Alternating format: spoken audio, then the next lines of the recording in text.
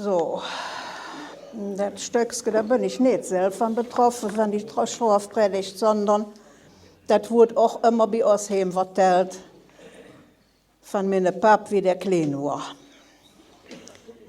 Wie mein Pap noch eine kleine Jung war, von 3 auf 4 Jahren, ging er mit seiner Mutter durchs nach der Bauernhof von seinen Großeltern.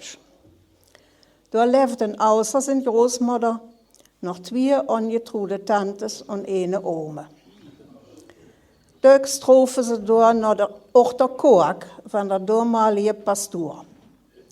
Die, das muss man wissen, war kurtfrömmisch, eine richtige Drache. Sie heißte Else und war Pastor sein Cousin. Else sagt immer hinter de Scholkänger in der Kirche und jof Betrag auf den. Wenn Känger nicht ganz ruhig sorte, sehen's umkirke oder schwätze Dinge. Alles wird Pastor angetragen.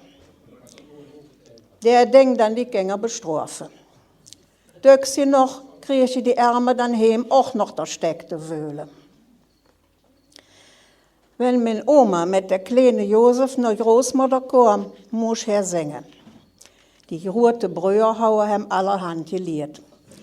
So sang er allends: Ich liebte einst ein Mädchen zur schönen Maienzeit. Und son sag es. Wenn Else da war, verlangte sie fast, dass er singen sollte, kaum dass sie die Türe rennen wurde. Das war meine Opa ins de Bund wurde. Er ärgerte sich darüber, dass Else so ja über so eine kleine junge Meister sehen wohl. Er sagt: Jung, du brauchst nicht immer der Abte Marke.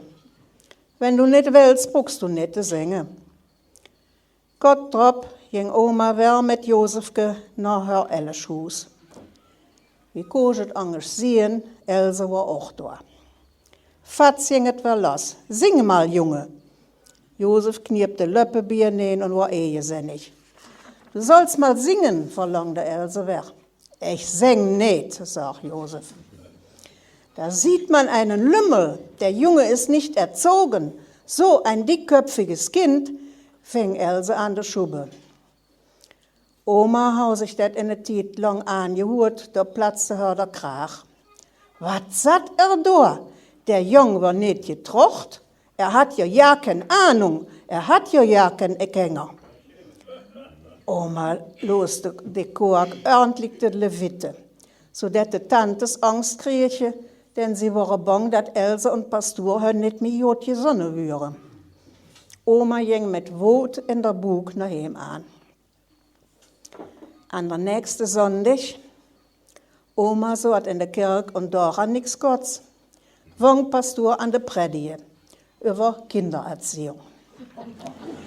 Wenn man dann so einer verblendeten Frau sagt, ihr Kind sei nicht erzogen, wird sie auch noch frech und sagt, haben Sie erst mal selbst Kinder, und so wir. Kurt ging Oma so flotze kosch heim nach Tebroa und vertellte alles Opa. Der war in der Kirche rot und war bei Pastor und bei den Camperlü jod angesehen. So lor Opa Pastor und Tränen, wie sich die ganze Sache verhielt. Der entschuldigte sich, weil sein Cousin ihm alles ganz anders vertellt hat. Von da an kam Else bloß noch ganz selten nach der Bauernhof von Hannese.